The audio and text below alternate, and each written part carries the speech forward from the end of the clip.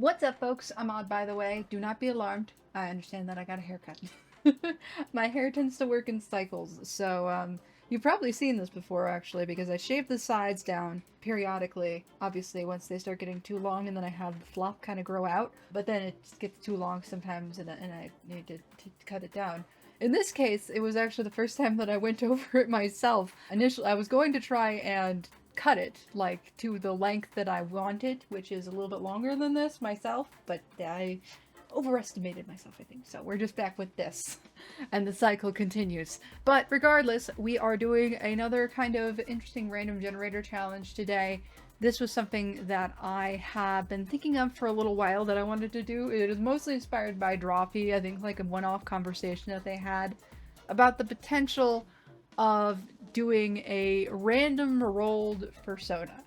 Now, it is hopefully obvious to many of you that I have one already. my icon, my little mascot character, Nori, is me. She's my fursona. I just call her that to distinguish between the two of us. But I'll use her to refer to myself a lot of the time, especially because I have a hard time drawing caricatures of myself. So yes, I have a fursona, but we are imagining a world in which they are decided at random, much like with, Agent Vulpin Fursona Ordinance 2020. If you do not pick one yourself, it will be randomly assigned to you. Have you picked your fursona yet? It's been 5 years, you need to.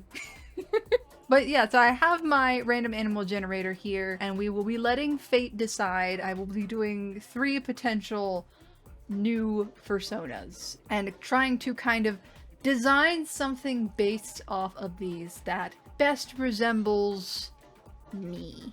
Something that I enjoy. So, they're not going to just be like different animal translations of Nori. I mean, they might be, but Nori is specifically a raccoon, so she has specific features that I probably wouldn't apply to other animals, and I might have to do a little bit of research to see how I could align with these creatures. And it can be anything from naturalistic colors to weirdness. Who knows? But I'm going to be making essentially secondary, tertiary, quadri, fourth fursonas. Technically, actually, I already have 2. My secondary fursona is Zoodle. So what, like 3rd, 4th, and 5th rank fursonas. But I thought that this would be fun to experiment with, and I want to see what random animals I get. I think it's been a while since I've just drawn an animal by itself. I've done a lot of hybrids, so I thought this would be fun. But I thought let's just get into this, and we will roll 3 as I usually do. A boop. A muskrat. Okay. Feeling mildly insulted already. You know what? People like musk. It's used in perfumes and stuff. It kind of looks like, is it like in the same family as like marmots? It kind of has that vibe. But okay. First selection is our muskrat. Second selection, sheep. Sheep I could work with. Sheep makes sense. Also, maybe a little insulting depending on the symbology you'd associate with them. Like, is this calling me a sheep? Is this saying that I run with the herd? And our final selection for the day, a boop, is an elk. Again, I got this as my first roll, so that's weird. But I like elks. Okay. There is a funny story. I forget actually if it was an elk or a deer. You think that it would be easy to tell. I want to say it was an elk. This was years ago. My family went to Yellowstone, the national park, to check out the animals and take a tour around. And we were doing the car drive-through. And for one, we got stopped up by a bunch of baby bears crossing the street. And then later their mama. But then another time, either an elk or a deer came up to the car. And was like, you got any food in there? And my mom, who's taking pictures, and my grandma, who's also taking pictures, are like, oh, keep the windows down, keep the windows down. As everyone else in the car are like, roll them up, roll them. Because, big ass deer, it still had velvet on its horns, was the main thing I remember from that. It was spring at the time, so they had velvet on their horns still. That they were losing. And so they had, these big bulbous velvety horns. Let's probably put you guys down over to Clip Studio so that I can show you. So again, muskrat. Don't really know much about them. Definitely something that I'll have to research a little bit to get a good connection to. because I don't know much about them. And then we have a sheep, which I feel like I could get to, or I could get with. I have been into some like fiber art stuff recently in my own time, so I think that could be an interesting thing, just like a sheep that knits stuff. I'd considered a spider that spins their silk for a little while, and then an elk, which is just a cool, you know, cervid animal. I do like a deer. Like if I were to choose again more myself, raccoons. I guess a lot of rodents, so muskrat isn't out of the equation. Maybe cervids and canids. Canids would probably be a big one for me, right? Like I have a dog secondary fursona. So yeah, I'm curious. I'll have to figure out how exactly I will translate these little creatures under the concept of me. So I guess at that, I will pop this over to PPN voiceover for you guys and show you what I came up with when we get there. So, see you there. First up, we have the muskrat. As much as I kind of expressed disappointment at this when I first rolled it, I was pretty sure I would change my tune once I looked them up, and I did. They're a semi-aquatic species that isn't actually in the rat family at all, though I do like rats, but they're more closely related to voles and hamsters, which some subspecies do kind of resemble guinea pigs and capybaras in the face. They build their dens by the water and apparently make little feeding platforms they almost ritualistically eat at like dinner tables. They're kind of like mini beavers, but their tails are flattened vertically instead of horizontally. For this design, I went for a more true-to-reality color scheme, although I did brighten up a lot of the colors. I dressed all three of these characters in outfits similar to clothes that I actually have and felt would suit them. This one gets my comfy gray overalls and my green shirt, as well as my glasses, which rarely make it onto Nori. They intersect weirdly with her markings. I figured this fursona would be the more chill and nature-oriented side of me, with that kind of ADHD indecision and wandering interest mixed in. I named her Harbor. She likes to swim around with her waterproof sketchbook looking for fun things to draw. I am also quite a water baby at heart, so that aspect really does appeal to me. I want to see some muskrats in real life now. They seem like cute little friends. This is definitely the most niche of the three animals I rolled, but also wound up being pretty perfect for me.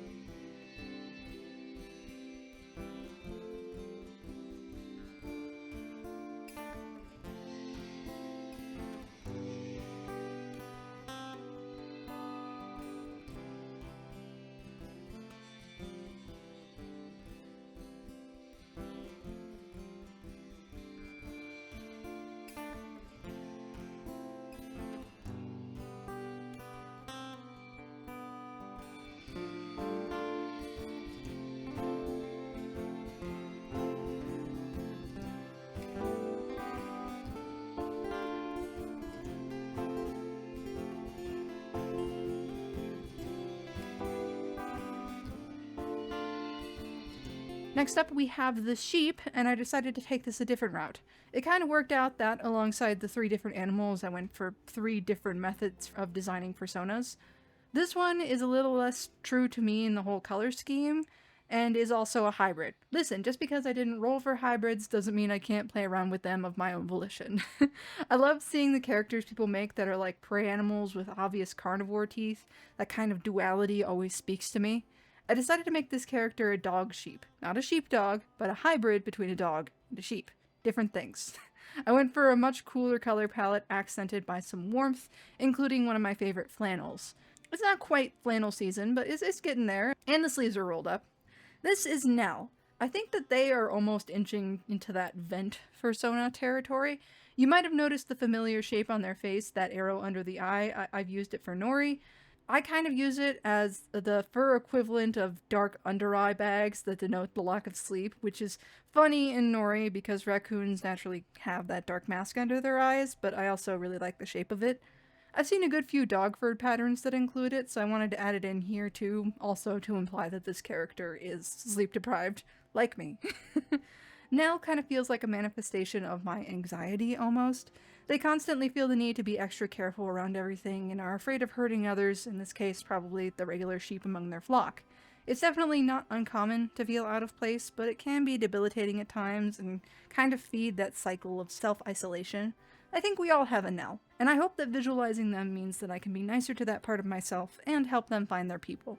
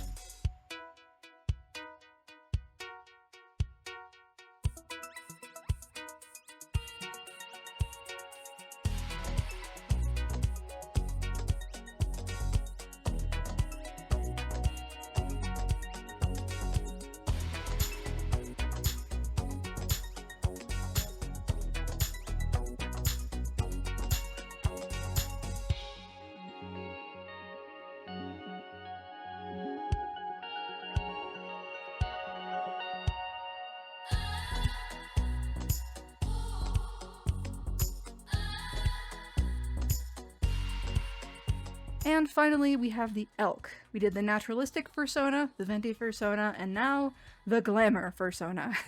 I wanted to play with a very fantastical character and color scheme. If you've seen some of my other stuff, you might know I really like peritons. They're one of my favorite mythical creatures, and elks really suit them perfectly. I went for a smaller wing scale for this anthro version just because otherwise it would be really unruly. If they do have to fly, maybe the wings get bigger, or they're magic. I did add a horn. Even though female elks don't typically have them, I feel like it's just too central of a servid feature to miss out on. I did make it a central horn like unicorns for that extra mythical vibe, so maybe the males of the species just also have the two horns in the back. She's dressed in a very, very simplified version of one of my tank tops I really like. It has a graphic on it, but I didn't really want to attempt to imitate it. And one of my visibly mended pairs of shorts I was actually wearing while drawing. I live in denim, okay? When I'm not sleeping, it's usually pants or shorts. Honestly, even the overalls I drew Harbor in are rare for me to wear. I named this character Cyan, which is wild, thinking that I didn't already have a Sona named after my usual username. I have been referenced to as Cyan before, so it makes sense to almost have a character that's invoking who also represents me, I guess. I don't know if this particular version will be any sort of the final version, but maybe she's a shapeshifter, or this is just her as a periton. This does make me want to make a character who is way more self-indulgent and includes a lot of my favorite things I consider cool. I think old fears of making that kind of character for myself come from being seen as too vain or cringy. Like, Nori is just the most comfortable version of my drawing myself as an animal, almost one-to-one beside her being a raccoon.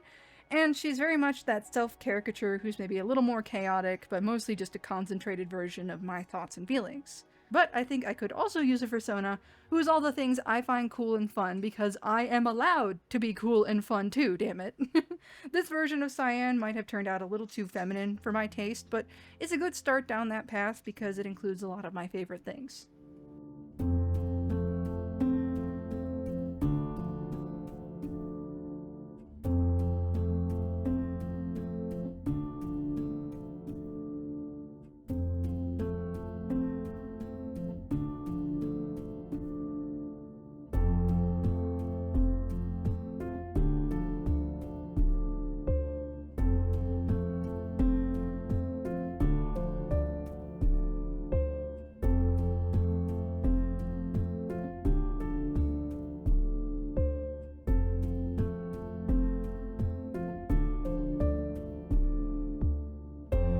But those are my attempts at my own randomly selected fursonas. Which one do you think turned out the best? I'm still quite partial to Harbor, but Nell is also cute, and Cyan might be the spark for a full-time character down the line. I do think I'll stick with my tried and true fursona Nori for now, though. You're not through with me yet, girl. Let me know what other art challenges you might want to see me do in the future, and of course you can always subscribe to catch those when they go up. At that, though, I'll leave this here, and I will see y'all next time.